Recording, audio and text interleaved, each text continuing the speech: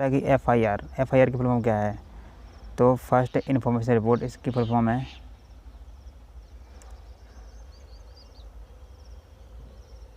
चल देखते हैं नेक्स्ट है। नेक्स्ट आ रहा है निम्नलिखित में से किस बात में उच्च न्यायालय ने यह निर्णय दिया कि दंड प्रक्रिया संहिता की धारा 125 सभी पर लागू होती है, चाहे वह किसी धर्म का अनुयायी हो? तो यह ए मोहम्मद अहमद खान बनाम शहबानो बेगम। अब देखते हैं 41 है। दंड प्रक्रिया संहिता 1993 के अंतर्गत बलात्कार की पीड़िता द्वारा बलात्कार की सूचना देने पर कौन लेखबद्ध करेगा? दंड प्रक्रिया संहिता 1973 के अंतर्गत बलात्कार की पीड़िता द्वारा बलात्कार की सूचना देने पर कौन लेखबद्ध करेगा? तो ये करेगा महिला पुलिस अधिकारी या कोई महिला अधिकारी। तो उसमें महिला इसको लेखबद्ध करेगी। इसको पुलिस वाला नहीं कर सकता इसको लेखबद्ध। नेक्स्ट है विधि विरुद्ध जमाव को तितर करने का समावेश कौन करता है? विधि विरुद्ध जमाव को तितर करने का समादेश कौन करता है? तो ये करता है कार्यालय मजिस्ट्रेट और न्यायिक मजिस्ट्रेट।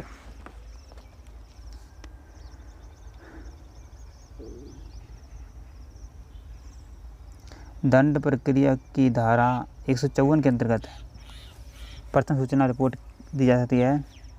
तो ये केवल संज्ञा अपराध के संबंध में। 92 है अग्रिम जमानत के लिए आवेदन किया जा सकता है। तो ये किया जा सकता है मुख्य न्याय बी और सी है उच्च न्यायालय के सक्षम, सत्र न्यायालय के सक्षम।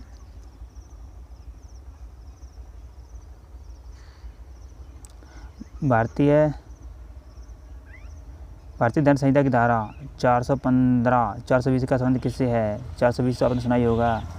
तो 420 धोखाधड़ी। 420 क्या होता है? धोखाधड़ी से संबंधित है भाई। कहते हैं ना भाई उस समय संघ 420 का दी ये का दी वो, तो 420 है धोखाधड़ी संबंधित है। ठीक है।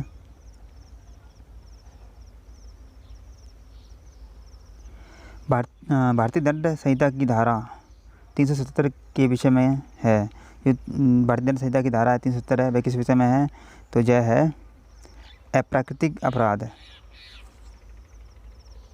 निम्न से किस केस में अस्वस्थ मन का बचाव के रूप में होने का सिद्धांत प्रस्तुत किया गया है? तो ये किया गया है मैकनॉटन केस।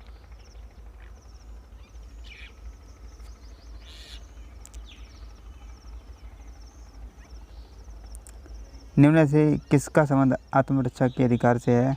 तो यह है जयदेव बनाम स्टेट। रामू सोहन के घर खिड़की से घुसता है। रामू ने निम्न में से कौन सा अपराध किया है? तो जो रामू है उसने सेंधमारी की है, उसे हाउस ब्रेकिंग की है, यानी वह उसके घर में रामू के घर में सोहन के घर में रामू घुस गया, चोरी से घुसा है। तो मतलब उसने सेंधमारी की है, खिड़की से घुस गया तो सेंधमारी की है। दंड प्रक्रिया संहिता 1973 किस दिनांक से प्रभावित हुई थी? ये बहुत इंपॉर्टेंट है। तो ये हुई थी 1 अप्रैल 1974 से। 73-74 है, इसकी सिंपल याद हो जाएगा करने में। ये 73-74 है। निम्न में से किसको गिरफ्तार होने से बचने की दिशा में पुलिस को मृत्यु कारित करने तक का अधिकार प्राप्त है? तो यह है तो यह है सी, यानी इसका जो आंसर आएगा वो आएगा मृत्यु से दंडनीय अपराध की दिशा में, आजीवन कारावास से दंडनीय अपराध की दिशा में। देखते हैं नेक्स्ट है जमानती अपराध कौन से हैं? तो जमानती अपराध हैं, इसका भाई किधर गया, इसका बताएगा छोड़ो इसको। नेक्स्ट है भारतीय दंड संहिता की धारा 405-409 किससे संबंधित है? तो यह है आपराधिक विश्वास भंग से। भारतीय दंड संहिता की धारा 307 का संबंध निम्न से किससे है? ये लो 307। तो 307 है, यह है हत्या का प्रयास। 307 अगर आप किसी की हत्या करने की कोशिश करते हैं, ठीक है, तो आप पर भी भाई सज़ा हो सकती है आपको भी, ठीक है। 307 हत्या संबंधित है, प्रयास है, सिर्फ हत्या नहीं, हत्या करने का नहीं, हत्या करने की प्रयास है, हत्या का नहीं। छल की सज़ा का संबंध निम्न में से आईपीसी की किस धारा में है? छल, तो छल ये है 417, 420 ये सभी धोखाधड़ी संधि से हैं। ये छल है और वो ये धोखाधड़ी 420। आईपीसी की धारा 320 में है गहरी चोट, घोर अपहित में कितने प्रकार की चोटों को शामिल किया जाता है? यदि आपने गहरी चोट मार दी किसी को तो उसमें 8 अपराधों को शामिल किया जाता है।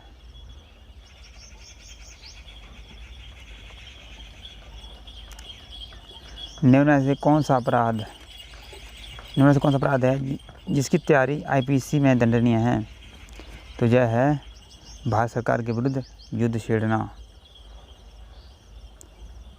नेक्स्ट है आईपीसी की किस धारा में विधि विरुद्ध जवाब को प्रवेश किया गया है? तो ये किया गया है 141 में। आत्महत्या, हाँ जी एक मिनट, आत्महत्या करने के लिए दुष्प्रेरण की सज़ा का प्रावधान आईपीसी की किस धारा में किया गया है? तो यह किया गया है 306 में। आत्महत्या करने के लिए दुष्प्रेरण की सज़ा का प्रावधान, और आत्महत्या करने की कोशिश सोचता है, ठीक है, तो उसको भी सज़ा हो सकती है भाई 306 के अंतर्गत। एक बर्दार्जन बनाम टेस्ट का स्टेट का संबंध निम्न से किससे है? तो यह है 363, ये इम्पोर्टेंट नहीं है।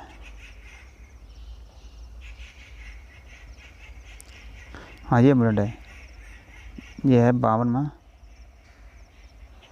महिला की लज्जा भंग करने संबंधी हमला दंडनीय है, तो ये भारतीय दंड संहिता में है।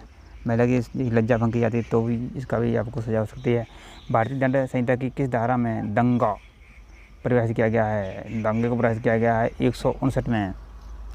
मैं इसकी पीडीएफ डाल दूंगा अपने टेलीग्राम ग्रुप पर, टेलीग्राम ग्रुप पर डाल दूंगा। टेलीग्राम का जो नाम है वह है स्टडी 92 विद संजू मेरा टेलीग्राम का नाम है, तो उसको आप सर्च कर लीजिए, पीडीएफ वहाँ पर डाल दूँगा, ठीक है। प्राइवेट प्रतिरक्षा का अधिकार किस संबंधित है? प्राइवेट प्रतिरक्षा का संबंध है शरीर व संपत्ति दोनों से। भैया अपने शरीर और संपत्ति की रक्षा कर सकते हैं।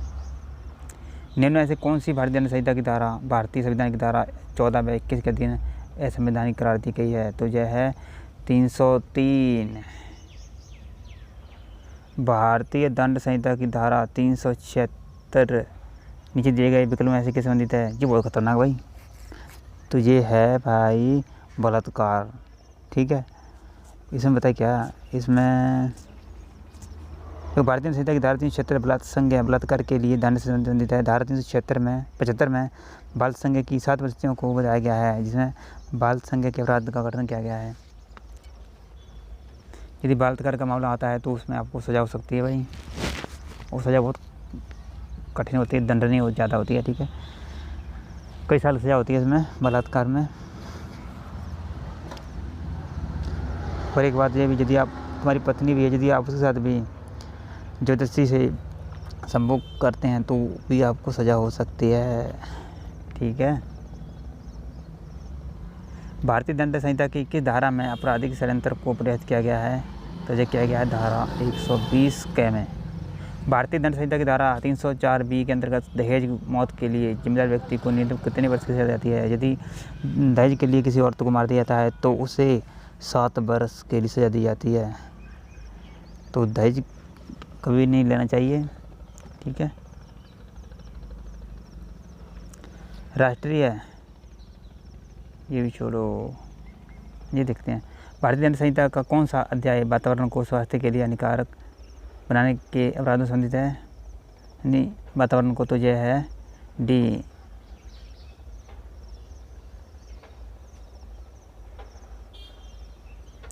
निम्न में से भारतीय दंड संहिता की कौन सी धारा दंगा को परिभाषित करती है? दंगा को करती है 159, ठीक है। दंगा को भारतीय दंड संहिता की धारा 159 में परिभाषित किया गया है, जबकि धारा 160 में दंगा के लिए दंड धारा 160 को हो चुका है, 160 खत्म हो चुका है। धारा 148 में घातक आयु से सूचित होकर बलवा करने के संबंध में उपलब्ध किया गया है। 37वां है, बता बाल सिंह की पीड़ित का परिचय प्रकटन भारतीय दंड संहिता की धारा के अंतर्गत किया जाता है, तो ये क्या गया है 328।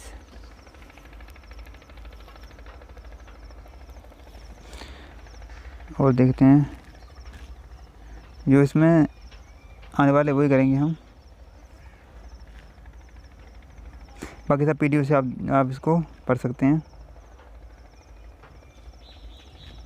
एक जो है भारतीय दंड संहिता की किस धारा में फिरौती के लिए व्यवहार का उपलब्ध है, तो जो है 364 में फिरौती के लिए भी किसी किडनैप कर लिया, उसे पैसे मांग लिए, भी इतने पैसे दे दे और वो चले जा हैं, तो उसमें भी आपको अगर पकड़े गया कोई आदमी जो किडनैपिंग करता है तो उसे बहुत सज़ा होती है भाई।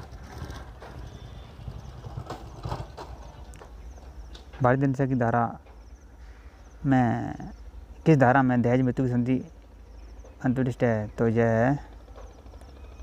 तो यह है भाई ए यानी 304। नेक्स्ट है भारतीय दंड संहिता में चोरी परिभाषित है, तो जो चोरी है वह है 378 में। इसको पूरा करते हैं।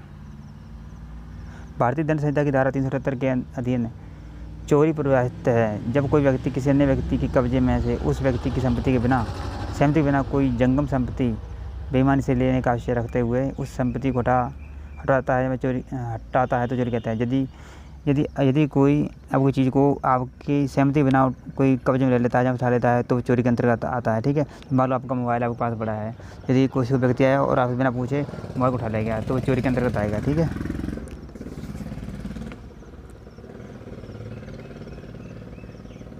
किस मामले में आत्मरक्षा का अधिकार उपलब्ध नहीं होगा, तो ये होगा लोक सेवक द्वारा किया गया कार्य। हाँ, अब ये भारतीय दंड संहिता में लूट परिभाषित है, तो लूट है वह 390 में परिभाषित है। लूट, डकैती, चोरी सभी में अलग अलग डिफरेंस होता है। देखो, लूट का अपराध भारतीय दंड संहिता की धारा 390 में परिभाषित है। धारा 378 चोरी, धारा 383 में उद्यापन और 91 में डकैती का अपराध परिभाषित किया गया है।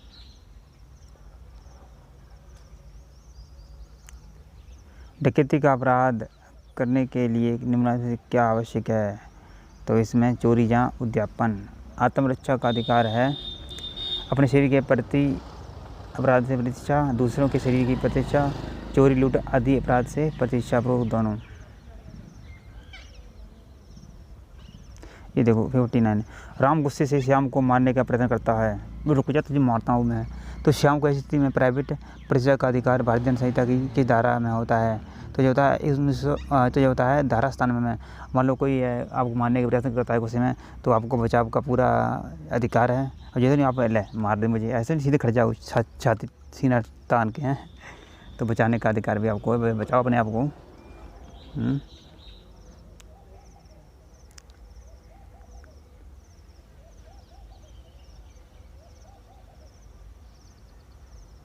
देखते हैं नेक्स्ट।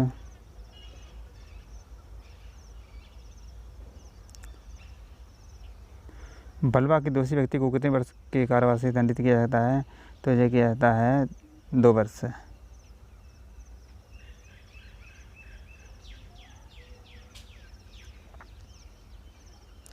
वीडियो थोड़ी बड़ी जाएगी, पर मैं जल्दी करा दूँगा आपको। मैं जो क्वेश्चन आने वाले हैं उन्हें वही क्वेश्चन कराएंगे इसमें।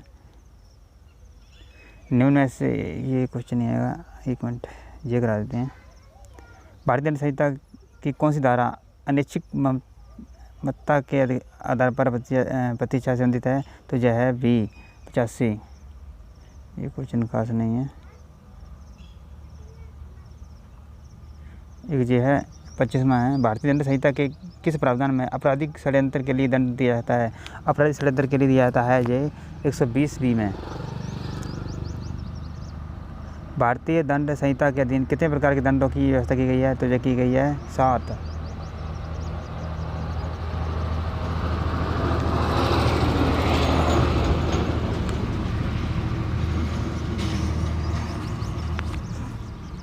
आगे देखते हैं। यहाँ पर ये बिल्कुल रियल और बेसिक से देखो, धारा 176 आत्महत्या आदि पर पुलिस को जांच करने और रिपोर्ट करने से संबंधित है। धारा 198 में विभाग के विरुद्ध अपराध के लिए अभियोजन के संबंध में। धारा 262 की उपधारा 2 के अनुसार एक संक्षिप्त विचारण वाले अपराध में 3 माह से अधिक दंड नहीं दिया जाता। अध्याय 21 में ये बताया गया है 265 कैसे 265 तक, ये छोड़ो, ये नहीं आएगा, अगला देखते हैं।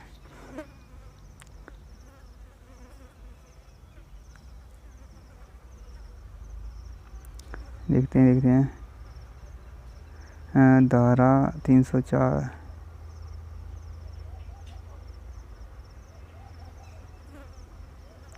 चलो देते हैं। कुछ ये क्वेश्चन कर लेते हैं यहाँ से। हाँ, ये क्वेश्चन नहीं जा पाएंगे पूरे, ठीक है, परीक्षा पे होगी। यहाँ से देखो, भारतीय दंड संहिता लागू कब हुई थी? तो यह लागू हुई थी भाई 1 जनवरी 1862 से ये लागू हुई थी, ठीक है।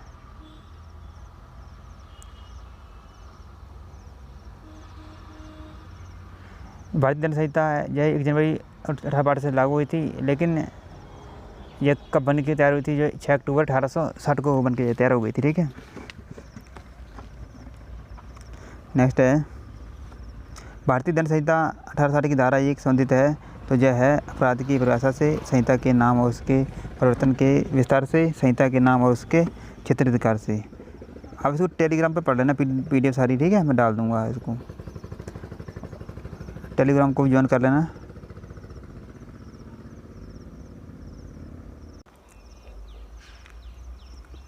भारतीय दंड संहिता की किस धारा में भारत को परिभाषित किया गया है? भारत को तो परिभाषित किया गया है 18 धारा में भारत को परिभाषित किया गया है, ठीक है।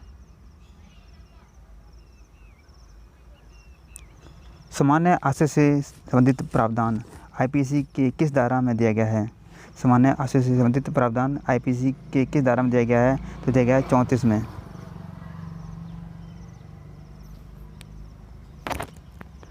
भारतीय दंड संहिता IPC की धारा 53 किस विषय से संबंधित है? तो यह है दंड।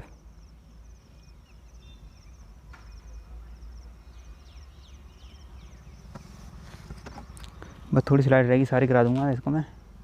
हाँ, ये यहाँ पर 1 लाइन आ गए।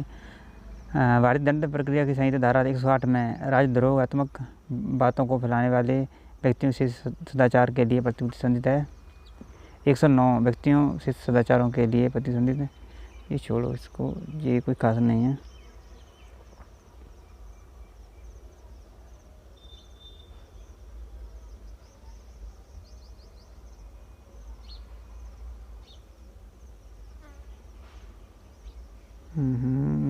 एक मिनट है।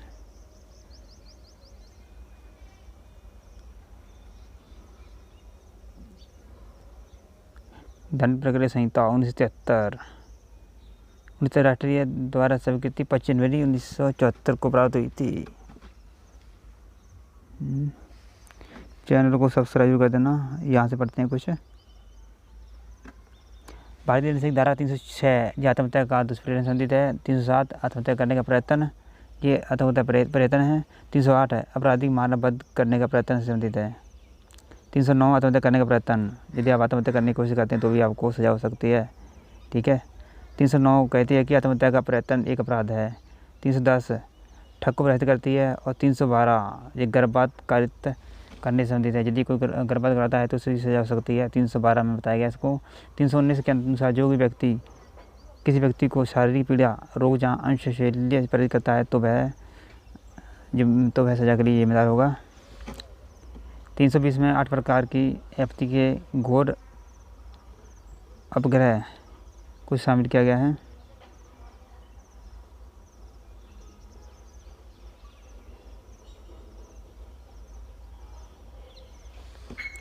देखते हैं नेक्स्ट।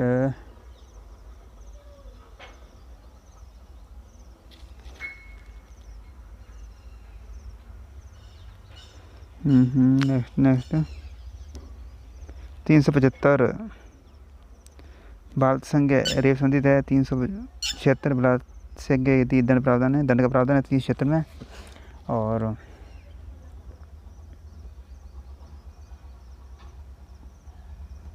एक मिनट।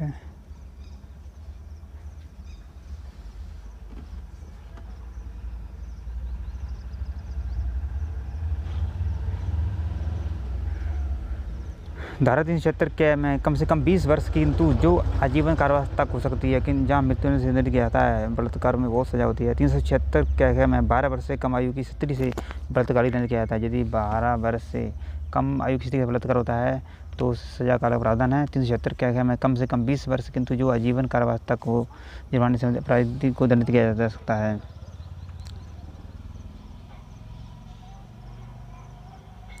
ये देखो 376, मैंने आपको पहले बताया था आपको मैंने। 376 ख में पति द्वारा अपनी पत्नी के साथ पृथ्वीकरण के दौरान मैथुन करने के लिए दंड का उपलब्ध है। यदि वह अलग हो गया तो उसके साथ करता है तो 376 में सजा का प्रावधान है। 376 ख में कम से कम 2 वर्ष तक किंतु जो 7 वर्ष तक हो सकती है और जुर्माने से दंड से किया जाता है। तो उसके लिए आपको 2 वर्ष सज़ा और 7 वर्ष तक की सज़ा और जुर्माने जो राशि होता है अमाउंट से भी जुर्माना किया जाता है।